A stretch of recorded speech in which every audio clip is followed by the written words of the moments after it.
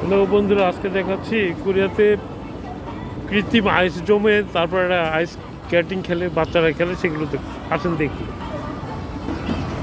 এই দেখেন, এই যে বাচ্চা, দুইজন বাচ্চাকে আরেক বাচ্চা টানতেছে। এগুলি সব কৃত্রিম বানাইছে আর কি। এটা কোরিয়াতে এই শীতের সিজনে এই ধরনের বানায়। এটা কিন্তু একটা স্টেশনের পাশে। সুন্দর, কি সুন্দর বানায়।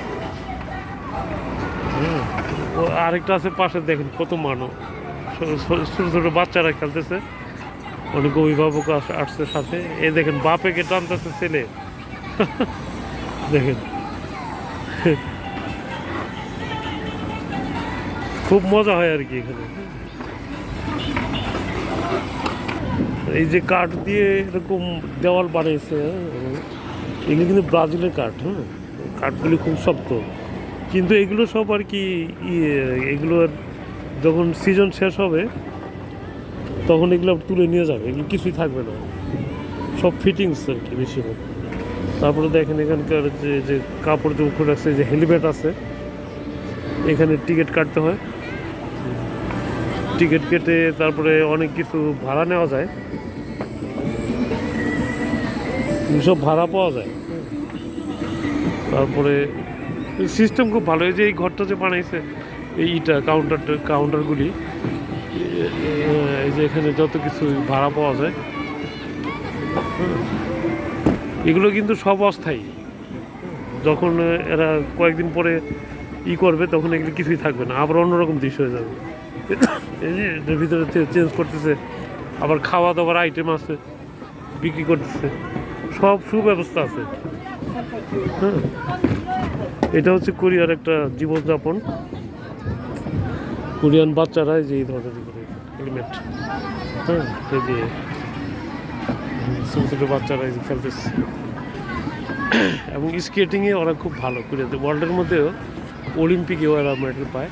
হ্যাঁ, এরা প্রচুর আগ্রহ আর কি কোরিয়ানদের, এবং এরা খুব ভালো খেলে স্কেটিং। এই যে আপনার বরফের উপর দিয়ে হাঁটা কিংবা স্কেটিং খেলে, যে একবারে ছোটোবেলার থেকে এরা এই সমস্ত বিষয়ে এগুলো চর্চা করে, যে কারণে এরা ভালো করতে পারে। সব কিছুর খেলাধুলাই মানে ছোটোবেলা থেকে করতে হয়। হ্যাঁ, ছোটোবেলা থেকে এরা এই ধরনের চর্চা করে বলে ভালো করতে পারে।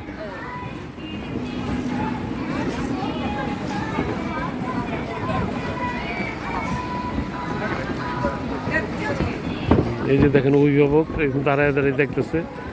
বেশিরভাগ অভিভাবকরা বাইরে আছে, আর ভিতরে ছোট বাচ্চারা খেলতেছে।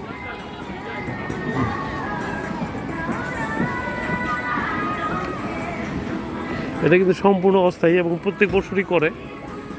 এবং যখন এগুলো শেষ হবে, তখন এইগুলোর এই দৃশ্যটা থাকবে না, কোনো কিছুই থাকবে না, সব কিছু নিয়ে যাবে, সব কিছুই ফিটিংস করার।